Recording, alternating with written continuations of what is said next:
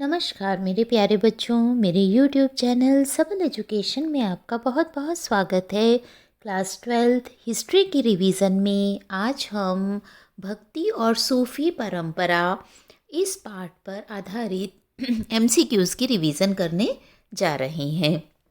तो बच्चों, अगर आप इस वीडियो को अंत तक देखते हैं तो यह चैप्टर आपका बहुत अच्छे से प्रिपेयर हो जाएगा और एग्ज़ाम में आप सभी प्रश्नों के उत्तर बड़ी आसानी से दे सकेंगे। तो आइए चलिए इस चैप्टर को शुरू करते हैं और रिवीजन स्टार्ट करते हैं।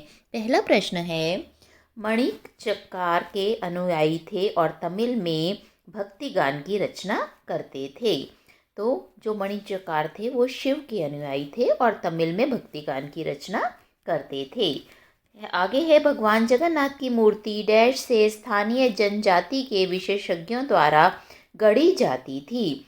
तो भगवान जगन्नाथ की जो मूर्ति है वो लकड़ी से स्थानीय जनजाति के विशेषज्ञों द्वारा गढ़ी जाती थी। थर्ड प्रश्न है, देवी की उपासना अधिकतर डैश से पोते गए पत्थर के रूप में की जाती थी। तो इसका सही उत्तर है कि देवी की अधिकतर उपासना सिंदूर से पोते गए पत्थर के रूप में की जाती थी। नेक्स्ट क्वेश्चन है बच्चों, बौद्ध देवी डैश की मूर्ति लगभग 10वीं शताब्दी बिहार विभिन्न धार्मिक विश्वासों और क्रियाकलापों के एकीकरण की प्रक्रिया का उदाहरण प्रस्तुत करती है। तो वो कौन सी देवी है? बौद्ध देवी मारीची की मूर्ति। नेक्स्ट प्रश्न है बच्चों, अधिकांश देवी की आराधना पद्धति को नाम से पुकारा जाता है। तो किस नाम से उसे पुकारा जाता है? तांत्रिक नाम से पुकारा जाता है। आगे है, महान और लघु परंपरा जैसे शब्द डैश के द्वारा मुद्रित किए गए। तो ये शब्द जो थे रॉबर्ट रेडफील्ड के द्वारा मुद्रित किए गए। नेक्स्ट है, जगन्नाथ शब्द का शाब्दिक अर्थ है। तो इस शब्द का अर्थ है बच्चों जग संपूर्ण विश्व का स्वामी। जो सारे संसार का स्वामी है उसे जगन्नाथ कहा जाता है। प्रश्न 8 है, पुरी उड़ीसा के मुख्य देवता को 12वीं शताब्दी तक आते आते डैश के रूप में प्रस्तुत किया। तो किस रूप में उन्हें प्रस्तुत किया? जगन्नाथ के रूप में प्रस्तुत किया। वैदिक कुल के डैश और डैश जैसे देवता पूरी तरह गौण हो गए और साहित्य व मूर्ति कला दोनों में उनका निरूपण नहीं दिखता है। कौन से देवता थे? अग्नि, इंद्र और सोम। ये वैदिक कुल के देवकुल के देवता थे जो बाद में पूरी तरह से गौण हो गए थे। प्रश्न 10 है, भक्ति में अमूर्त निराकार ईश्वर की उपासना की जाती है। तो किस में की जाती है बच्चों? निर्गुण भक्ति में अमूर्त और निराकार की उपासना की जाती है। जो निर्गुण भक्त हैं वो ईश्वर को किसी भी रूप में बंधा हुआ नहीं देखते हैं। संत चरित्र क्या होता है? तो इसका सही उत्तर है संत चरित्र। चरित्र जो है वो संतों की जीवनियों को कहते हैं। धर्म के इतिहासकार भक्ति परंपरा को दो मुख्य वर्गों में बांटते हैं। यहाँ दो आपको देने हैं कि वो कौन कौन से हैं। तो बच्चों, किस में बांटा जाता है? सगुण भक्ति में और निर्गुण भक्ति में। सगुण भक्ति जो हम मूर्ति पूजा करते हैं और निर्गुण भक्ति जिसमें भगवान को निराकार माना जाता है। सगुण भक्ति में कौन से ईश्वर की आराधना की जाती है? तो इसमें शिव, देवी, विष्णु सभी की आराधना की जाती है। अलवार कौन थे? अलवार आपको बताना है बच्चों कौन थे। तो अलवार विष्णु भक्ति में तन्मय, जो विष्णु के भक्त थे, विष्णु की भक्ति में लगे रहते थे, वे अलवार कहलाए। नेक्स्ट प्रश्न है, नयनार कौन थे? तो नयनार शिव के जो भक्त थे वो नयनार कहलाए। दक्षिण भारत में आपने भक्ति काल में नयनार और अलवार दो नाम सुने हुए हैं। तो जो अलवार संत थे वो विष्णु के भक्त थे, नयनार संत जो थे वो शिव के भक्त थे। नयनार और अलवार संत एक स्थान से दूसरे स्थान पर भ्रमण करते हुए डैश में अपने इष्ट की स्तुति में भजन गाते थे। कौन सी भाषा में वो भजन गाते थे बच्चों? वो तमिल भाषा में अपने भजन गाते थे। ब्राह्मण के द्वारा कितने वेदों को महत्वपूर्ण बताया गया? तो ब्राह्मण के द्वारा चारों वेदों को महत्वपूर्ण बताया गया। 12 अलवारों के मुख्य काव्य संकलन डैश को सामान्यतः तमिल वेद के रूप में वर्णित किया जाता है। तो उसको क्या क्या अलवारों का मुख्य काव्य संकलन कौन सा है? उसका नाम है नलियेरा, जिसे तमिल वेद की संज्ञा दी जाती है। नेक्स्ट है 1945 ईस्वी के एक अभिलेख से पता चलता है कि जो सम्राट डैश ने संत कवि अप्पार समंदर और सुंदरार की धातु प्रतिमाएं एक शिव मंदिर में स्थापित करवाई थीं। तो इस प्रश्न में बच्चों आपको उस सम्राट का नाम बताना है। तो उनका नाम था परांतक प्रथम, वो सम्राट थे जिन्होंने संत कवि अप्पार समंदर और सुंदरार की धातु प्रतिमाएं प्रतिष्ठित करवाई थीं।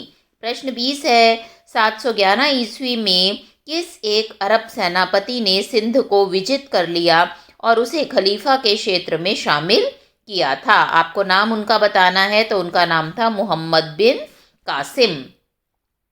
अप्पार समंदर और सुंदरार की कविताएं डैश में संकलित की गई हैं।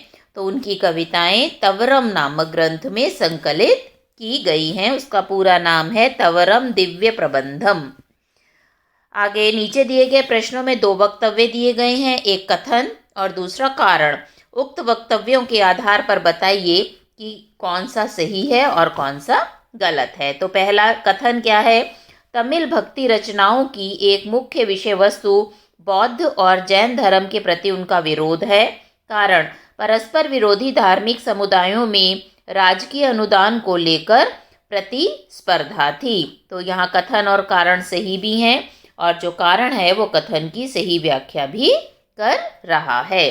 अगला है कथन है चिदंबरम तंजावुर और गकीकोंड चोलपुरम के विशाल शिव मंदिर चोल सम्राटों की मदद से ही निर्मित हुए।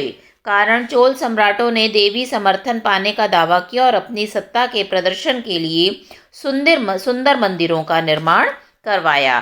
तो बच्चों कथन और कारण दोनों सही हैं और कारण जो है वो कथन की सही व्याख्या भी कर रहा है। नेक्स्ट क्वेश्चन है इसी काल में उत्तरी भारत में विष्णु और शिव जैसे देवताओं की उपासना मंदिरों में की जाती थी, जिन्हें शासकों की सहायता से निर्मित किया जाता था। उत्तरी भारत में यह वह काल था जब अनेक राजपूत राज्यों का उद्भव हुआ। तो बेटे कथन और कारण दोनों सही हैं और कारण जो है वो कथन की सही व्याख्या भी कर रहा है। प्रश्न 25 में देखिए आपको एक महिला संत का चित्र दिया गया है, इसे ध्यान से देखिए। इस पर आधारित प्रश्न आपसे पूछा जाएगा कि ये किस देवी की मूर्ति है। तो बच्चों ये कराईकाल अम्मियार नाम की महिला संत की मूर्ति है। अगला प्रश्न है 13वीं शताब्दी की इस महत्वपूर्ण धार्मिक इमारत को पहचानिए। ये देखिए एक धार्मिक इमारत यहाँ आपके सामने दी हुई है। नीचे इसके प्रश्न हैं कि ये कौन सी इमारत है। केरल की एक मस्जिद है, या अतिया मस्जिद जिला मेमन सिंह बांग्लादेश है, या शाह हमदान मस्जिद श्रीनगर है, या खंबात का एक गिरजाघर है। तो बच्चों ये जो है केरल की एक मस्जिद है। ये देखिए चित्र आप, ये केरल की एक प्राचीन मस्जिद है। अगला प्रश्न है दिए गए चित्र को पहचाने। ये देखिए आपको यहाँ एक चित्र दिया गया है, ये देखिए ध्यानपूर्वक इस चित्र को देखिए। आपको बताना है ये क्या चित्र है। तो बच्चों ये बादशाह जहांगीर और एक जोगी को दर्शाता हुआ मुगल चित्र है। ध्यान से इसे देखिए। ये देखिए ये बादशाह और एक योगी संत उसको दिखाया गया है इस चित्र में। अगला प्रश्न है दिए गए शिव के निम्न में चित्र का क्या नाम है। तो ये शिव की मूर्ति तो आपने बहुत बार देखी हुई होगी। इसको क्या कहा जाता है बच्चों? इसको नटराज रूप शिव का कहा जाता है। इस मूर्ति का नाम है नटराज मूर्ति। अगला प्रश्न है नीचे दिए गए चित्र में पुरी उड़ीसा के देवी देवताओं के नाम बताइए जिनकी मूर्ति लकड़ी की बनती है। तो अभी शुरू में ही मैंने आपको बताया वो कौन है, वो जगन्नाथ, सुभद्रा और बलराम है। ये जगन्नाथपुरी में सुशोभित हैं भगवान और लकड़ी की इनकी मूर्ति बनाई जाती है। प्रश्न 30 है मुसलमान शासकों को उलमा के मार्गदर्शन पर चलना होता था और उलेमा ने यह अपेक्षा की जाती थी कि वे शासन में शरिया का अमल सुनिश्चित करवाएं। अब उसका कारण क्या है इन्होंने दिया। दूसरा है यहाँ पर जिम्मी अर्थात संरक्षित श्रेणी उत्पत्ति अरबी शब्द जिम्मा से लोग जजिया नाम कर चुका कर मुसलमान शासकों द्वारा संरक्षण दिए जाने के अधिकारी हो जाते थे। शरिया कुरान हदीस कियास और इजमा से उद्भूत हुआ। इस्लामी परंपराओं से संबंधित कथनों में से कौन सा कथन सही है या गलत। तो बच्चों इस्लाम के अगर परिप्रेक्ष्य में आप देखेंगे तो ये सारे कथन जो हैं बिल्कुल सही हैं, ये सारी इस्लामी परंपराओं में शामिल हैं। अगला प्रश्न है, दिए गए कथनों को ध्यानपूर्वक पढ़ें। संभवतः इस परंपरा की सबसे बड़ी विशेषता इसमें स्त्रियों की उपस्थिति थी। दूसरा, अंडाल महिला अलवार स्वयं को विष्णु की प्रेयसी मानती थी। तीसरा, कराइक काल अम्मियार स्त्री शिव भक्त ने घोर तपस्या का मार्ग अपनाया। अलवार और नयनार स्त्री भक्तों के संबंध में कथनों में से कौन सा कथन सही है, ये आपको बताना है। तो बच्चों इनके संबंध में ये सारे कथन सही हैं। उसके बाद फिर नीचे आपको कुछ कथन दिए हैं जिन्हें ध्यानपूर्वक आप सुनिए। 12वीं शताब्दी में कर्नाटक में एक नवीन आंदोलन का उद्भव हुआ जिसका नेतृत्व वासवन्ना नामक ब्राह्मण ने किया। वासवन्ना प्रारंभ में जैन मत को मानते थे और चालुक्य राजा के दरबार में मंत्री थे। वासवन्ना के अनुयायी वीर शैव शिव के वीर और लिंगायत लिंग धारण करने वाले कहलाए। कर्नाटक की वीर शैव परंपरा से संबंधित इनमें से कौन सा कथन सही है और कौन सा गलत। तो बच्चों यहाँ पर पहला और तीसरा और दूसरा और तीसरा जो दोनों कथन हैं 2 और 3 वो दोनों कथन सही हैं। नेक्स्ट क्वेश्चन है, लिंगायत शिव की आराधना लिंग के रूप में करते हैं और इस समुदाय के पुरुष वाम स्कंद पर चांदी के एक पिटारे में एक लघु लिंग को धारण करते हैं। उनमें जंगम अर्थात यायावर भिक्षु शामिल हैं। धर्म शास्त्रों में जिन आचारों को अस्वीकार किया गया है जैसे वयस्क विवाह और विधवा पुनर्विवाह, लिंगायतों ने उन्हें मान्यता दी। वीर शैव परंपरा की व्युत्पत्ति उन वचनों से है जो कन्नड़ भाषा में रचे गए थे। तो कर्नाटक की वीर शैव परंपरा से संबंधित निम्न कथनों में से कौन सा सही है। तो बच्चों इनके बारे में जितने कथन यहाँ पर बताए गए हैं ये सारे इनके बारे में सही हैं। अगला प्रश्न है, निम्न में से गलत मिलान बताइए। तो जो डी है शाहद एक यात्री, ये मिलान यहाँ पर सही नहीं है। प्रश्न 35 है, इनमें से गलत मिलान बताइए। 4 मिलान आपको दिए हैं तो इसमें जो यमन और चीन ये वाला मिलान यहाँ पर गलत है। बाकी मिलान पारसीक, फारस, ताजिक, तजाकिस्तान, तुरुष्क, तुर्की ये तीनों मिलान सही हैं। नेक्स्ट प्रश्न नंबर 36 है, ख्वाजा मोइनुद्दीन की दरगाह पर जाने वाला पहला सुल्तान कौन था। तो वहाँ पर जाने वाला जो पहला सुल्तान था उसका नाम था मोहम्मद बिन तुगलक। नेक्स्ट क्वेश्चन है, निम्नलिखित में से कौन चिश्ती सिलसिला का शिक्षक नहीं है। यहाँ 4 ऑप्शन आपको दिए गए हैं और जो डी आंसर है शेख अब्दुल कादिर जिलानी, ये जो थे ये चिश्ती सिलसिला के शिक्षक नहीं थे। प्रश्न नंबर 38 है, गलत विकल्प चुनें। कबीर की कविताएं कई भाषाओं और बोलियों में रच चुकी हैं। कबीर की कुछ कविताएं सगुना कवियों की विशेष भाषा संत भाषा में रचित हैं। उल्टी बातें एक रूप में लिखा है जिसमें रोज़मर्रा के अर्थ उल्टा कर रहे हैं। उन्होंने वेद वचन परंपराओं अलख निरंकार ब्रह्म अमान आदि से तैयार किए गए शब्दों का प्रयोग किया। तो इसमें जो बी ऑप्शन है कबीर की कुछ कविताएं सगुना कवियों की विशेष भाषा संत भाषा में रचित हैं, ये यहाँ पर कथन गलत है। अगला प्रश्न है, इनमें से कौन चिश्ती पूजा का हिस्सा था। तो नृत्य संगीत और कव्वाली ये तीनों चिश्ती पूजा के हिस्से थे। प्रश्न 40 है, मीराबाई के गुरु कौन थे। तो जो संत रविदास थे वह मीराबाई के गुरु थे। प्रश्न नंबर 41 है, आदिकाल का संकलन किसने किया। तो गुरु अर्जन देव जी ने आदिकाल का संकलन किया। आदि ग्रंथ गुरु ग्रंथ साहब की रचना उन्होंने की, उनका संपादन किया। प्रश्न नंबर 42 है, कबीर के संबंध में निम्नलिखित कथनों पर विचार कीजिए और बताना है इन कथनों में से कौन सा गलत है। तो बच्चों यहाँ पर जो दूसरा कथन है, कबीर की कविताएं केवल उर्दू भाषा में उपलब्ध हैं, और जो चौथा कथन है कि कबीर ने परम सत्य अल्लाह को माना है, ये दोनों कथन यहाँ पर सही नहीं है, गलत है। इसलिए हम बी ऑप्शन को टिक करेंगे। प्रश्न नंबर 43 है, गुरु नानक के बारे में सही कथन है। 4 ऑप्शन मिल रहे हैं आपको। तो इसमें उन्होंने निर्गुण भक्ति का प्रचार किया, ये भी ठीक है। उन्होंने धर्म के बाहरी आडंबर से इनकार किया, यह भी ठीक है। उन्होंने हिंदुओं और मुसलमानों के ग्रंथों को खारिज कर दिया, यह भी सही है। उन्होंने बलिदान और अनुष्ठान स्वीकार किए, ये ठीक नहीं है, ये कथन उनके बारे में सही नहीं है।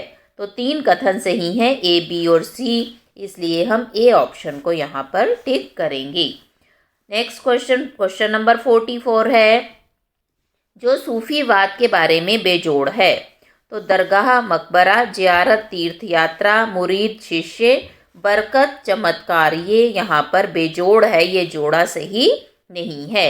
45 नंबर क्वेश्चन है, शेख निज़ामुद्दीन के खानकाह के बारे में कौन सा कथन सही नहीं है। तो यहाँ पर जो पहला कथन है, खानकाह सामाजिक जीवन का केंद्र नहीं है, ये कथन यहाँ पर बच्चों गलत है। एक खुली रसोई लंगर थी, विभिन्न मामलों में शेख की शिष्यता की हिमायत करना, वह ग्यासूपुर में यमुना नदी के तट पर स्थित है, ये बातें सही हैं। प्रश्न नंबर 46 में आपसे पूछा गया है, निम्नलिखित की सहायता से सूफी संत के चरित्र की पहचान करें। उसे हमलावर तुर्की सेना के बंदी के रूप में सिंधु पार करने के लिए मजबूर किया गया था। वह लाहौर में बस गए और उन्होंने कशफ उल महजुब नामक फारसी ग्रंथ की रचना की। तो बेटे ये संत का नाम था अबुल हसन अल हुजविरी। समझ में आया आपको? इन्होंने ही कशफ उल महजुब नामक फारसी की किताब भी लिखी थी। प्रश्न नंबर 47 है, निम्नलिखित में दिए प्रश्न में 2 अभिकथन और कारण दिए गए हैं, आपको बताना है वो सही मैच कर रहे हैं, सही हैं या गलत हैं। तो इसमें है, अमीर खुसरो शेख निज़ामुद्दीन औलिया के शिष्य थे। कारण, उन्होंने कौल का परिचय दिया, जो कव्वाली के उद्घाटन या समापन पर गाया जाने वाला एक भजन है। तो कथन और कारण तो दोनों सही हैं, लेकिन कारण जो है वो कथन की सही व्याख्या नहीं कर रहा है। अब ये दरगाह आपको एक पिक्चर दी गई है, आपको पहचाननी है ये कौन सी दरगाह है। 4 ऑप्शन हैं, तो ये शेख सलीम चिश्ती की दरगाह है। एक बार चित्र आप पुनः देखिए, ये देखिए। नेक्स्ट प्रश्न है, केस पर बेस्ड है, सही विकल्प चुनना है। तो इसमें आपको मुल्क का चिराग, प्रत्येक सूफी दरगाह विशिष्ट विशेषताओं से जुड़ी थी। 18वीं शताब्दी में दक्कन के आगंतुक दरगाह कुली खान ने नसीरुद्दीन चिरागे की दरगाह के बारे में मुरक्का दिल्ली में लिखा है। ये उनकी कब्र के बारे में लिखा है, जहाँ पर हिंदू और मुसलमान सभी समान रूप से आते थे। तो इसके बारे में पहला है, मुरक्का दिल्ली, दिल्ली का एल्बम किसने लिखा था। तो बच्चों इस प्रश्न का सही उत्तर है कि इसे कुली खान ने लिखा था। नेक्स्ट प्रश्न है, दिल्ली की पूरी आबादी किस महीने में दरगाह में आती थी। तो दिवाली पर वह दरगाह पर आती थी। प्रश्न तीसरा है, नसीरुद्दीन चिरागे दिल्ली की दरगाह सामाजिक समरसता की निशानी है। समरसता कैसे है? सभी समाज के, धर्म के लोग यहाँ मिलजुल कर आते हैं। तो इसका ऑप्शन यहाँ पर कौन सा है? मुसलमान और हिंदू एक ही भावना से दौरा करते हैं। प्रश्न नंबर 52 है, शेख दिल्ली के नहीं बल्कि पूरे देश के चिराग हैं। निम्नलिखित में से कौन सा कथन इसका समर्थन नहीं करता है। तो दरगाह कुली खान ने नसीरुद्दीन चिराग की दरगाह के बारे में लिखा, ये कथन यहाँ पर सही नहीं है। बाकी बातें उनकी दरगाह के बारे में सब सही हैं। अगला प्रश्न नंबर 53 है, लोग वहाँ भीड़ में आते हैं, खासकर किस दिन? रविवार के दिन। प्रश्न नंबर 54 है, लोग दरगाह पर स्नान करते हैं क्योंकि पुराने रोगों से मुक्ति पाने के लिए। ऐसा लोगों का विश्वास है कि वहाँ स्नान करने से पुराने रोगों से मुक्ति मिल जाती है। उसके बाद फिर एक पैराग्राफ आपको दिया हुआ है, दाता गंज बख्श की कहानी, और इस पर आधारित कुछ MCQs भी यहाँ आपको दिए हुए हैं, जिन पर आधारित आपको प्रश्नों के उत्तर इस पैराग्राफ को पढ़कर देने होंगे। तो अब तक आपने धीरे धीरे ये पैराग्राफ पढ़ लिया होगा।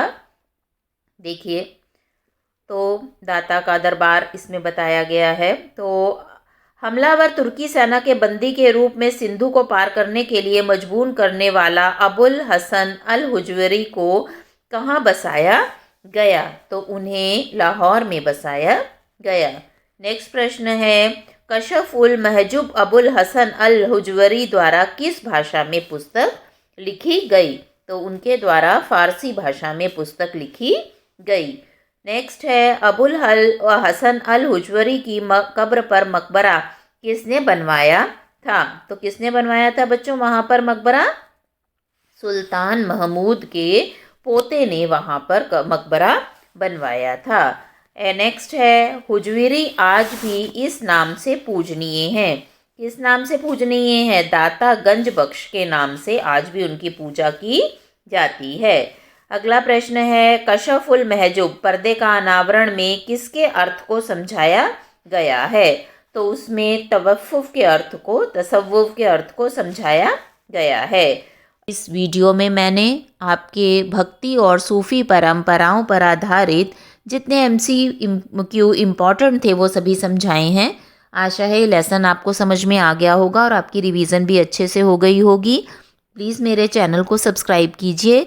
वीडियो अच्छा लगे तो इसे ज़्यादा से ज़्यादा लाइक और शेयर कीजिए, जिससे दूसरे बच्चों को भी इसका फ़ायदा मिल सके। Thank you.